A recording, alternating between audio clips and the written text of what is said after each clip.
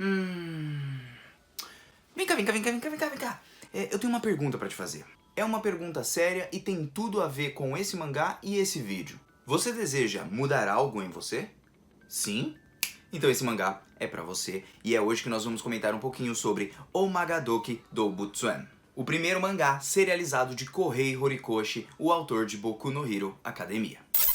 E aí galera do canal do Mano Joe, como vocês estão? Espero que todos estejam muito bem. E hoje nós vamos comentar sobre Omagadoki Doubutsuan. Primeiramente eu vou começar esse vídeo com uma sinopse e depois eu vou contar com spoilers a minha experiência através desse mangá que tem apenas 37 capítulos. Então é um mangá curto, mas muito surpreendente. E se você tá curioso sobre ele, fica até o final do vídeo, que eu vou te convencer a ler esse mangá, ou então nós vamos trocar uma ideia porque você já leu ele.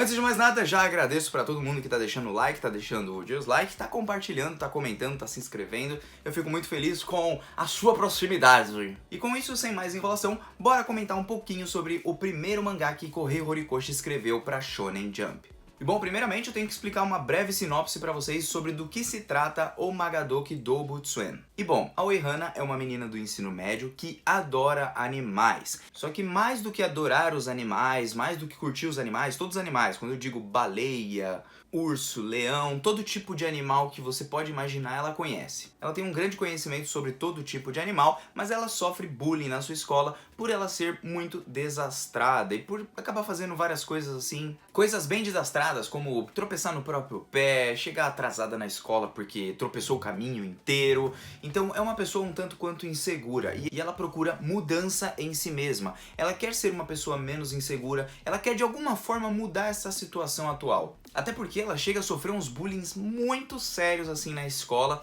e como ela adora animais, ela resolve tentar fazer algum tipo de mudança se inscrevendo para uma vaga no zoológico. Então que ela faz essa inscrição, vai até o zoológico conhecer o diretor e tudo mais. Só que quando ela chega no zoológico, o zoológico é um tanto quanto estranho. O seu diretor é simplesmente um coelho meio humanoide e todos os animais desse colégio simplesmente se transformam em animais estilo humanos, ou seja, um elefante que anda sobre duas pernas, uma cobra que vira uma humana, basicamente uma humana com os traços de cobra e tudo. Ela é uma cobra meio humana, meio cobra. Seria o famoso demi-humano que a gente vê, por exemplo, em Tate no Yusha.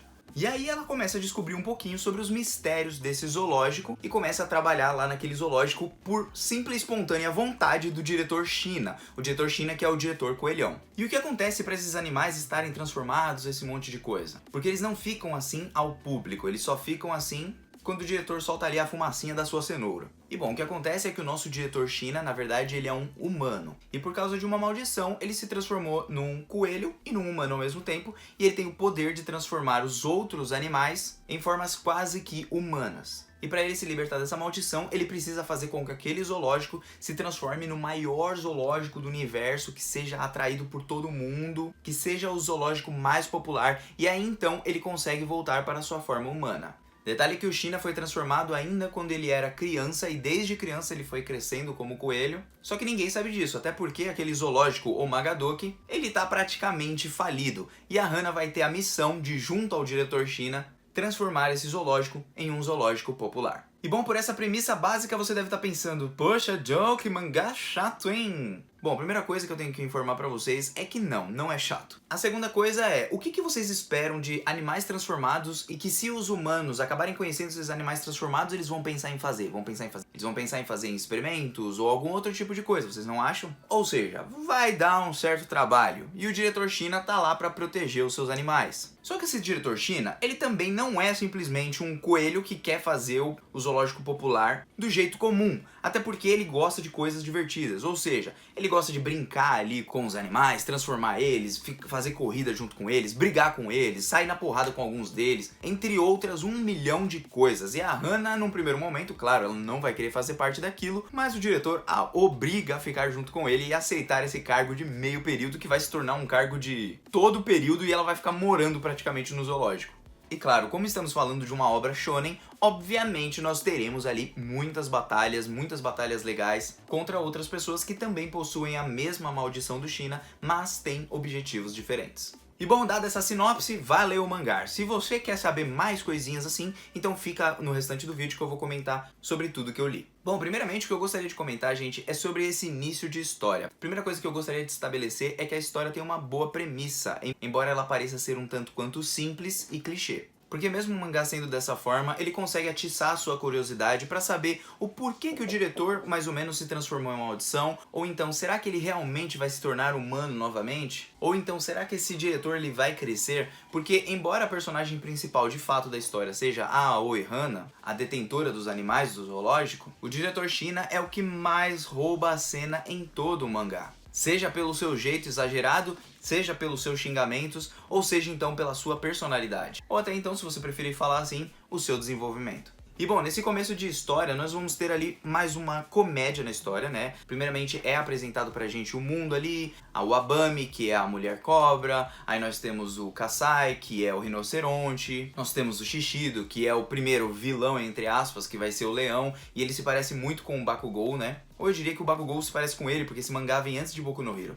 E bom, nesse começo da história, eu acho que a história não anda tão bem. Na verdade, ela é uma história que vai em ascensão. Ela começa lá embaixo e vai crescendo conforme você vai lendo. Dessa forma, esse primeiro arco, onde nós temos a apresentação do zoológico, alguns humanos ali tentando roubar os animais, a Hana junto com o Shina protegendo ali os animais, os golpes poderosos ali, o Rabbit Peace, né, que é um 2, o coelho ele dá um golpe de 1-2 assim na cara da pessoa e bate na pessoa como se fosse um soco. Lembrando muito de Roger Rabbit, que é um desenho antigão lá das antigas. Eu vou mostrar uma imagem aí pra vocês verem. Lembra um pouco, por ser um coelho e tudo, e por ser todo errado, vamos falar assim. Porque o diretor é um tremendo de um crianção. E no começo, ele dá muitos tapas na Hana, tipo, ele bate na menina. E eu fiquei meio que desconfortável nessa situação. Mas conforme o tempo vai passando, isso vai diminuindo, isso vai se perdendo um pouco. E outra que ele não bate pra doer, ele bate por bater, assim, é um tapinha de amigo, vai. Então nesse começo da história nós vemos a Hana e todo mundo tentando fazer de alguma forma para que o zoológico receba mais visitantes e tudo, mas vai acabar que não vai receber ninguém.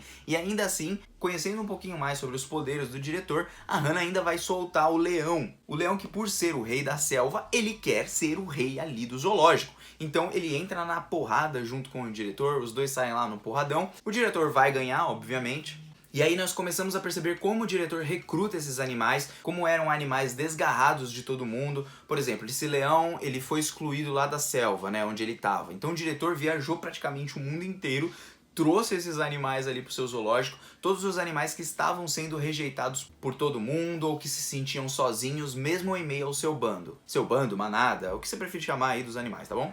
É claro que o autor não aborda profundamente todos os animais dessa forma para deixar a história mais dinâmica, até porque o ponto de mudança vai ser a Hana. A Hana vai ser uma personagem que ela vai evoluir muito, e principalmente depois do arco do aquário, que é o próximo arco depois dessa parte do Shishido, se transforma em um dos arcos mais legais, juntamente com o último arco, que o zoológico ou Magadoki vai enfrentar ali o circo. E bom, depois dessas atrapalhadas aí do começo da história, nós vamos pro arco do aquário, onde nós temos ali o diretor Izana, ou Isana, que também é igual ao diretor Shina e também sofreu os mesmos efeitos ali da maldição, por ele ficar maltratando os animais. E aí ele se transformou em baleia e transformou o aquário dele em um grande aquário muito famoso, muito popular. Só que o cara era totalmente um ditador. E é então que eles pegam o Igarashi, que é uma foca que tem ali no zoológico do diretor Coelhão Shina, e eles vão ao resgate dele, junto com a Hana, todo mundo e tal. É muito legal porque a obra ela foca bastante nos animais e foca nas características de cada animal. O que cada animal é bom, o que cada animal faz, como que funciona cada unha, como funciona a ecolocalização, né, que é um sensor de ondas que as orcas, as baleias, os animais marinhos, alguns deles têm, ou todos, não sei, não manjo dessa parte. Então acaba que tem várias curiosidades sobre os animais e o Kohei Horikoshi já mostra ali suas habilidades ao saber descrever cada personagem que ele vai colocando na história. Até porque ele se baseia em fatos reais de cada animal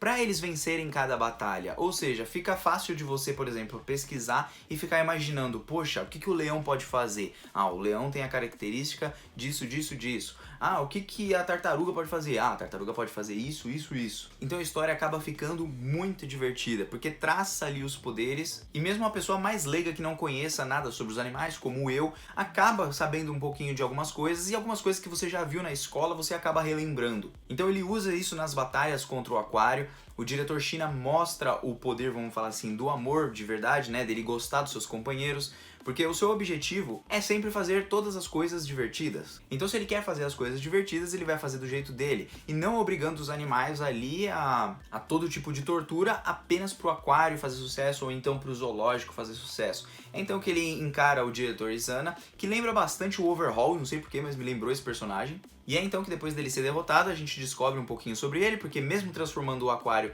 num lugar super popular e tudo, ele não conseguiu se transformar por completo em humano. Ou seja, para se transformar em um completo humano, precisa fazer o ambiente lá, o zoológico, o aquário, o circo, ser o mais famoso, o mais popular para todo mundo, que os humanos gostem desse lugar. E ao mesmo tempo parece que você precisa colher o amor de todos os animais dali.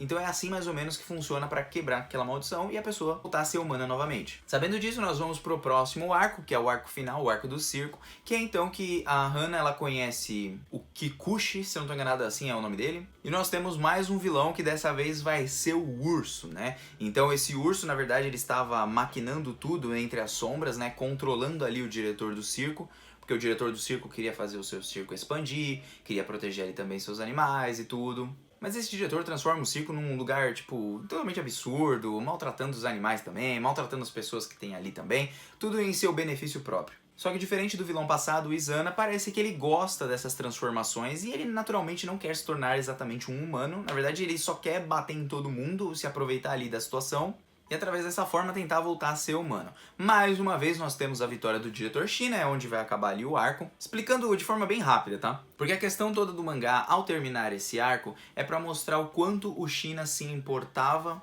com todos os seus animais, como ele conseguiu ser aos poucos ali humano novamente, né, com sua mão transformada. Nós vemos em alguns momentos ele ficando com a aparência de humano, principalmente quando ele demonstra carinho pelos animais, quando ele mostra que ele gosta dos animais, que pra ele todos são seus amigos. E aí a gente conhece um pouquinho do passado dele também, porque ele foi transformado em coelho e aparentemente todas as pessoas que são transformadas, elas maltratavam os animais. Ou seja, o Shina maltratava ali um coelhinho, apareceu um coelhão, amaldiçoou ele. O Izana foi uma baleia amaldiçoou ele porque ele estava maltratando lá as baleias, queria matar as baleias, porque simplesmente queria. E o urso, a mesma coisa, o mesmo jeito. Só que o Shina ele tem uma coisa diferente, porque ele parece ser o único que aprendeu a lição e ele foi transformado desde pequenininho. E desde pequenininho, ele, como um formato de coelho, ele não criou o zoológico assim desde que ele era pequeno. Na verdade, ele começou a mudar as coisas conforme ele foi crescendo e tudo, até porque ele era rejeitado por todas as pessoas, porque quem é que vai querer ficar brincando com um coelho humanoide aí, todo mundo ficava com medo dele e ficava fugindo.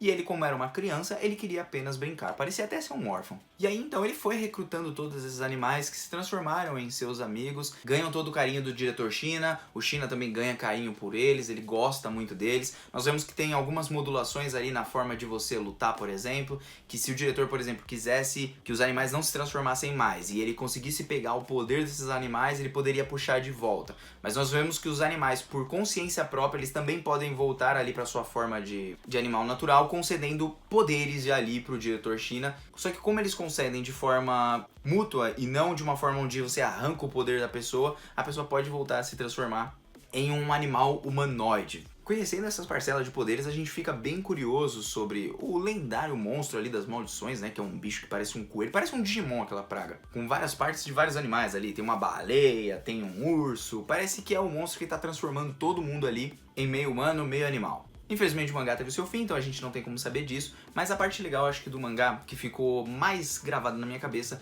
foi o senso de mudança, de amadurecimento, tanto da Aoi Hana quanto do diretor Shina. No começo da história, ele é bem egoísta, ele vai continuar assim ao decorrer de toda a história, só que você vai percebendo que ele vai diminuindo e vai sendo cada vez menos egoísta, vai cada vez mais se importando com as pessoas, mas sem perder a essência do próprio personagem. Que é aquele personagem extravagante, quer se divertir, né? Tipo, quer fazer só coisa que é divertida, ou seja, você quer elaborar um plano junto com ele, não vai dar certo. Ele lembra muito a vibe do Luffy de One Piece. E outra coisa que me impressiona pra caramba são os painéis e os traços do Kohei Horikoshi, que são muito bonitos da Aoi Hana, principalmente nesse finalzinho, assim, tem umas imagens belíssimas, mas também a evolução e o crescimento da personagem, que passa de uma pessoa insegura para uma pessoa totalmente diferente. E a partir dessa mudança, as pessoas ao redor dela também mudam. As pessoas, quando ela volta, por exemplo, para a escola, ela já não é mais tratada de forma tão vil por aquela menina que fazia bullying com ela, porque ela percebeu que o olhar dela estava diferente, que ela estava diferente, e tudo isso acontece no arco do aquário, quando ela resolve tomar uma atitude de mudança. E é uma das frases que ela utiliza principalmente com o elefante. Porque na última saga com o elefante, ela diz pro elefante, você quer ficar parado?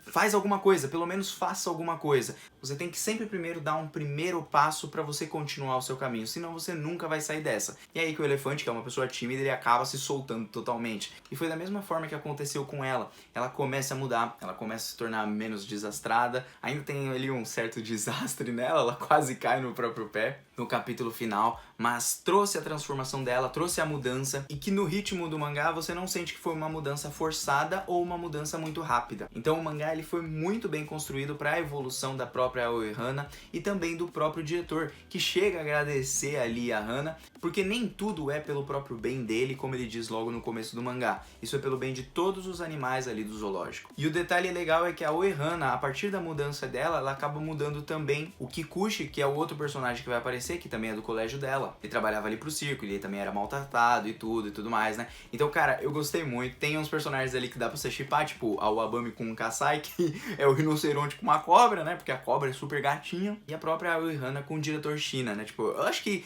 se tivesse mais tempo, mais pra frente, eles poderiam se tornar ali personagens ali que iriam se apaixonar. E tem momentos impressionantes. O autor, nesse final do mangá, mesmo com o mangá sendo cancelado, porque o autor ele deve ser avisado antes, o Kohei Horikoshi ele conseguiu trabalhar um mangá de uma forma que você acaba se emocionando nos capítulos finais, principalmente quando os animais concedem os poderes pro diretor Shina, e você imagina, pô, eles nunca mais vão ser os mesmos, né? E naquele momento, a Aoi, ele vai lá, se transforma e tudo, consegue lutar contra o urso e tal, vence, e aí ela chora nas costas do diretor Shina e você fica, mano, meu Deus, só que é muito rápido porque logo na página seguinte os animais já voltam ao normal, tá ligado? Só que tipo, foi uma parte muito emocionante, foi uma parte muito cativante. Principalmente no que a mensagem do mangá se propõe, que é falar sobre mudança, sobre dar um primeiro passo, sobre arriscar nesse primeiro passo, mesmo que de forma forçada. Porque uma mudança, ela nunca vem de forma simples, ela nunca vem de uma forma super suave, super tranquila. Quando você resolve mudar algo em você,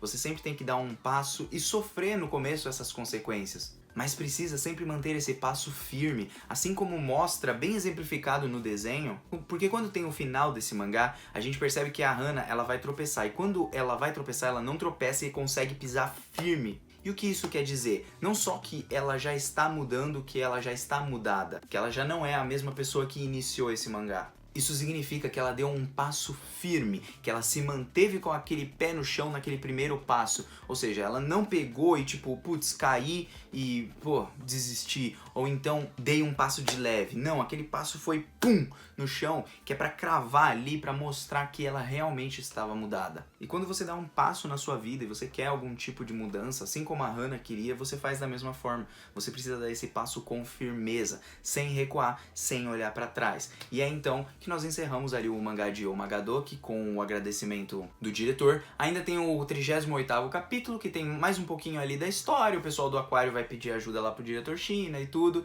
e a gente vai ver que a Hana dessa vez ela começa a se divertir muito mais no zoológico do que no começo, onde ela só trabalhava, fazia as coisas, né, tomava uns tapas do diretor, né, e tinha todo esse monte de problema. E mesmo num lugar totalmente bizarro, ela conseguiu sobreviver e principalmente se desenvolver e conseguiu mudar. Mudando a si mesma, ela mudou o diretor Shina, e mudando a si mesma, ela também mudou o Kikuchi, que é o amigo que ela vai fazer ali na escola. E é ali que a gente encerrou o mangá. Eu acredito que o mangá ele trouxe uma mensagem super importante, ele consegue ser emocionante, as batalhas conseguem ser legais, e eu acho que quando o mangá ele tava melhorando, foi a hora que ele foi cancelado. Porque no primeiro arco, nos primeiros arquinhos, eu tava achando monótono, divertido, engraçado uma parte ou outra, mas uma coisa pra, tô lendo aqui, tal. Quando chega no arco do aquário, você começa a ficar um pouquinho mais interessado na história, mas não é tão interessante de ler, no meu ponto de vista, quanto o arco do circo, porque no arco do circo parece que as emoções já estão à flor da pele, mas tudo graças ao aquário. Porque no aquário nós temos o desenvolvimento da Hana, nós temos a sua primeira mudança, e com essa primeira mudança a gente faz um link direto pro arco do circo, onde ela já toma atitudes de uma personagem desenvolvida, uma personagem que já teve mudança e teve coragem de peitar ali os seus medos. Então o arco do aquário, embora não seja o mais interessante no meu ponto de vista, ele é um arco que serve muito pra você pegar a Aoi Hana e transformar ela numa super personagem no arco do circo, e ela tem uma extrema relevância. Tanto que o diretor Shina, ele não tem grandes momentos além do finalzinho ali do arco do circo. Ele tem grandes momentos ali no aquário, mas a Uehana, ela rouba a cena nesse arco final, e o que acaba me deixando mais interessado sobre a personagem. Infelizmente, né, o mangá não teve muitos capítulos pra gente ver muita coisa, mas eu acredito que o arco do aquário ele serviu como preparação para o que seria o arco do circo, e eu gostaria muito de ter acompanhado muito mais coisa. O mangá foi cancelado, acabou, não sei qual foi o motivo, provavelmente os japoneses não gostaram muito, até porque muitas pessoas não se interessam muito por animais e as suas características, e o mangá ele apresenta muitas dessas coisas. Tanto sobre seus poderes, suas características, que é algo divertido, né? Pra mim foi divertido, mas acho que pra maioria não é muito. De toda forma, o mangá tem batalhas excelentes, então a minha análise assim do mangá eu daria uma nota 9. Eu acredito que o mangá correu muito bem, e eu acho que o Kohei Horikoshi, ao invés dele desistir da história, ele, assim como a Hana, ele resolveu ir até o final. Ele botou um passo firme que, mesmo que fosse cancelado, ele terminaria de uma forma boa. E eu acredito que o mangá conseguiu terminar de uma forma boa, por isso minha nota 9. Gostei pra caramba do mangá. Acho que faltou uma coisinha ali, uma coisinha aqui, como principalmente um detalhamento melhor nas cenas, né? Eu acho que não é o detalhe das cenas. Acredito que elas poderiam ser menos poluídas. E o Kohei Horikoshi já faz isso pra caramba em Boku no Hero, pelo que eu lembro. Ele detalha muito os cenários e às vezes acaba que você não tá entendendo o que tá acontecendo, uma parte preta, uma parte tal. Principalmente quando a gente pega de Scan, que Scan pegou do capítulo em japonês todo lascado, não é a versão, vamos falar assim, oficial, toda bonitinha, então fica mais difícil de ler. Então traços como, por exemplo, de Black Clover ficam muito mais entendíveis. Então eu acredito que essa seja a minha crítica maior assim do mangá. E eu esperava mais coisas, mas como ele foi cancelado, não tem como também esperar, nossa, 1 milhão de coisas aí do mangá. O começo não é fraco, na verdade ele é médio, ele é tranquilo, pra depois ele ir evoluindo. Então a história ela foi crescendo de um ponto que eu achei que tinha muito pra oferecer se não fosse a Jump. Se não fosse a Jump, com certeza o Kohei Horikoshi escreveria muito mais essa história, mas provavelmente também não teríamos Boku no Hero Academia. Parece que ele resolveu esses problemas, os personagens ali se parecem muito com alguns de Boku no Hero. Ele até chega a utilizar o Orca, que é um dos heróis mais famosos lá que tem em Boku no Hero. E a Uabami também ele utiliza, né? A Mulher Cobra ele também chega a utilizar em Boku no Hero Academia. Ele reutilizou esses personagens. De toda forma, foi um mangá muito divertido, gostei bastante. Muito obrigado pela indicação, viu, Aline? Porque foi ela que me indicou esse mangá. Acredito que seja isso que eu tenha pra comentar do mangá. Eu espero que vocês tenham curtido. Não deve ter muitas views o vídeo mesmo, mas eu gostei do mangá. Se eu não tivesse gostado, não estaria nem falando, beleza? Então é isso. Até um próximo vídeo. E se for um mangá curto, até que aceito umas indicações, viu? Eu tento ler.